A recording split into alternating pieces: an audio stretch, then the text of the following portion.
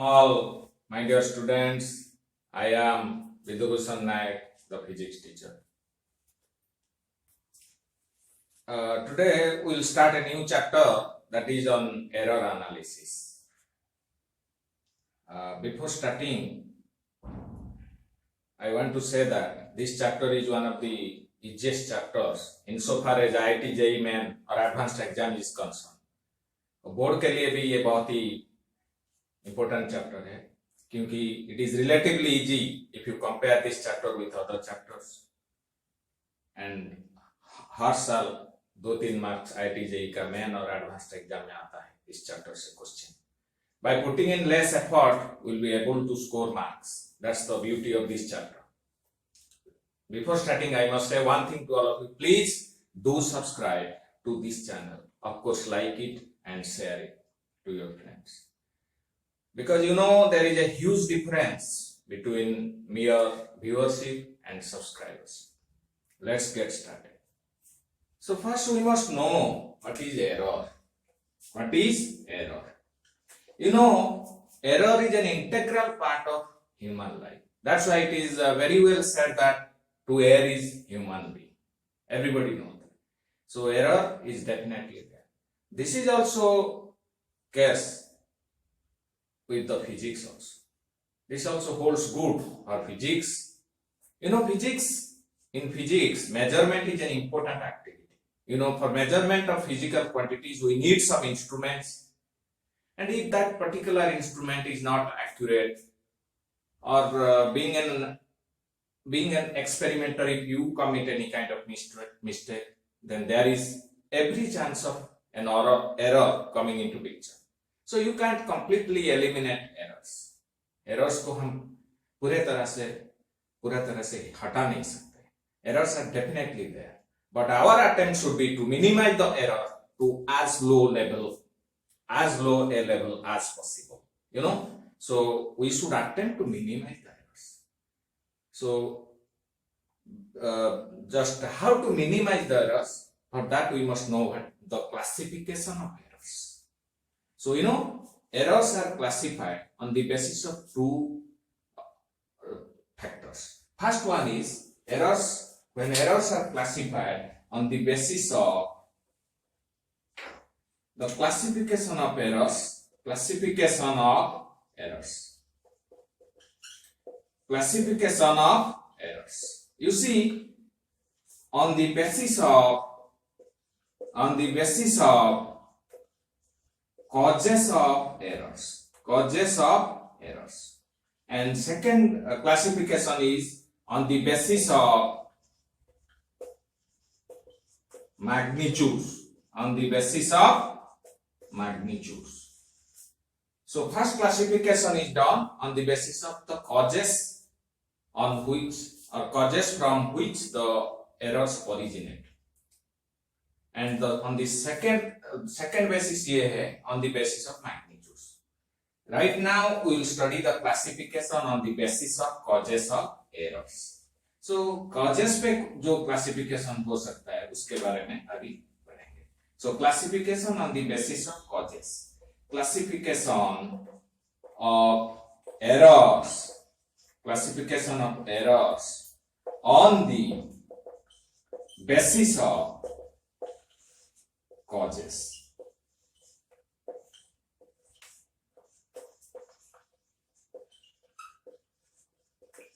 First one is systematic error, second one is random error.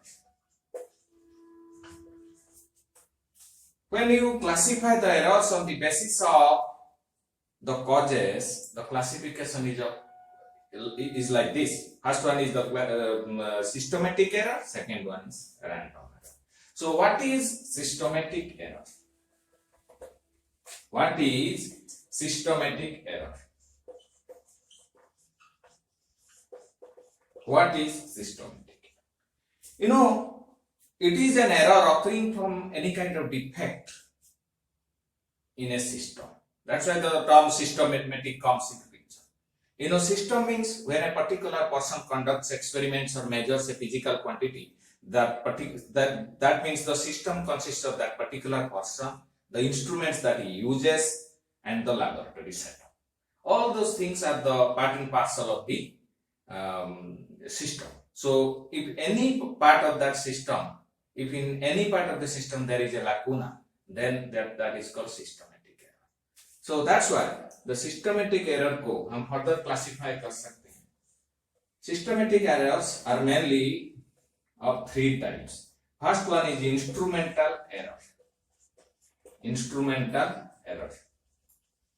So first we will study what is instrumental error. Any error that occurs due to the inaccuracy in an instrument. You know, instruments are not 100% accurate always. So if there is some shortcomings in an instrument, then the resulting error is known as instrumental error, and it is a systematic error. Why this term is systematic? Systematic errors are also called consistent errors. It occurs in only one direction, either positive or negative. It cannot be in both ways at a time. At a single point of time, it can be either positive or negative. It cannot be occur in both ways. So that's why this is called systematic errors. This is the magnitude of the error is also definite in case of systematic error. So instrumental error is the result of a wrong instrument being used. Suppose a scale is broken. Suppose you know this is a meter scale, and suppose from 0 to 1 it is broken. That means we measure the length of an object and we find it to be suppose 4 cm, but it is not actually 4 cm. It is actually 3 cm because the scale has started from 1 here. It should have started from 0, so that if we use this scale, the readings that will be shown is not an accurate one. So that is due to the imprecise nature of the instrument. So that is an instrumental error. Similarly, the systematic errors can also result from wrong techniques being used. Systematic error can also result from wrong techniques, use of wrong techniques.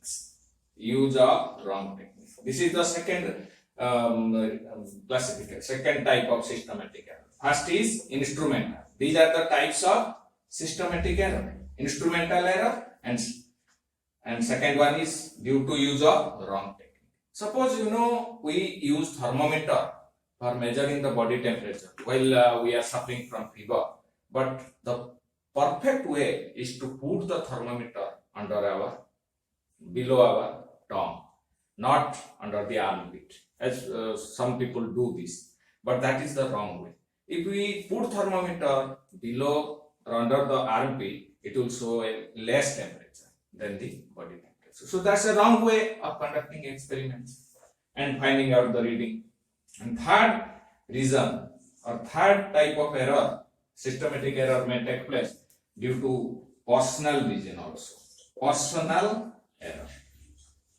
Personal error means the particular person concerned who is conducting experiments can also commit some mistakes so that a wrong reading can take place. That error, resulting error, is known as personal error. So that is also one of the systematic errors. Personal error means suppose a person doesn't know how to take the reading, what is the proper way of taking the reading, then he is liable to commit mistakes. And suppose when we measure the height of the object, we have to put our head in a perfect manner.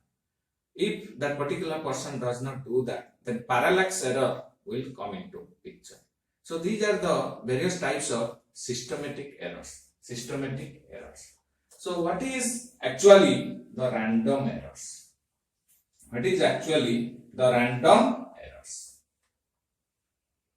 You know, error is defined as the difference between true value and the measured value.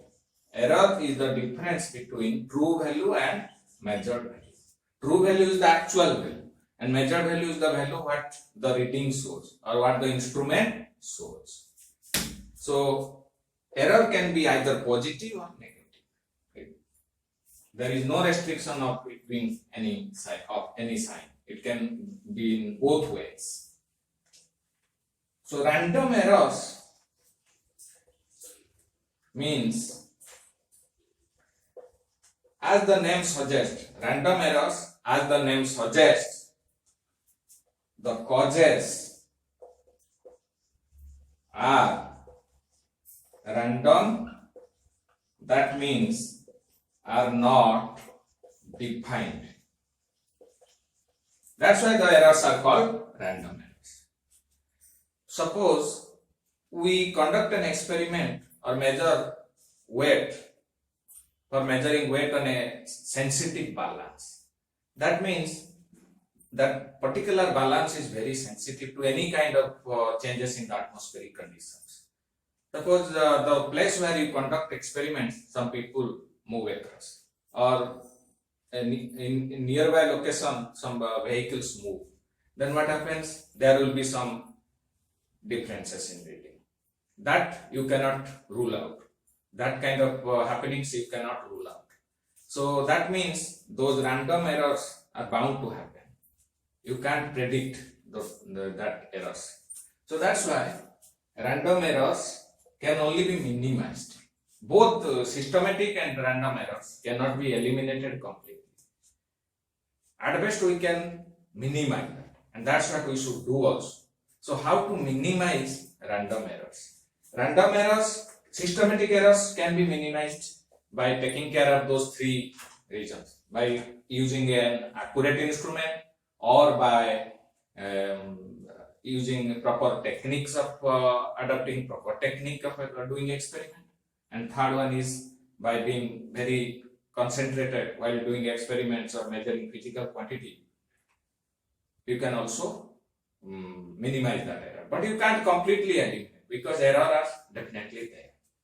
But in case of random errors, we can minimize only by taking a large number of observations and eventually finding out the arithmetic mean of all those observations. जैसा कि ऐसा होता है जब तुम suppose pendulum का time period निकाल रहे हो, इसके लिए हम 10-15 रीडिंग तो लेते ही लेते हैं, क्योंकि ताकि जो true value should come out. True value is actually the arithmetic mean value उसको भी बोलते हैं. Suppose we take n number of observations. That means whatever values come out in those n observations, their arithmetic mean is taken, and this is called true value. True value is actually the mean value of all those observations that we take. तो हम कैसे निकालेंगे true value? अगर उस object का true length हमको मालूम नहीं तो कैसे हम निकालेंगे? उसका लार्ज नंबर ऑफ ऑब्जर्वेशन ले लेंगे और उसका एवरेज लेने से उसको हम ये we will consider that as true value. So this true value is also the arithmetic mean of all the observations that we make. So to find out the true value or to minimize the random errors, we can only conduct the experiments a large number of times, and then taking the arithmetic mean of all those observations that we found out, we can minimize the random errors, but we can't completely eliminate those errors. So this is one way of minimizing random errors, and this is called true value.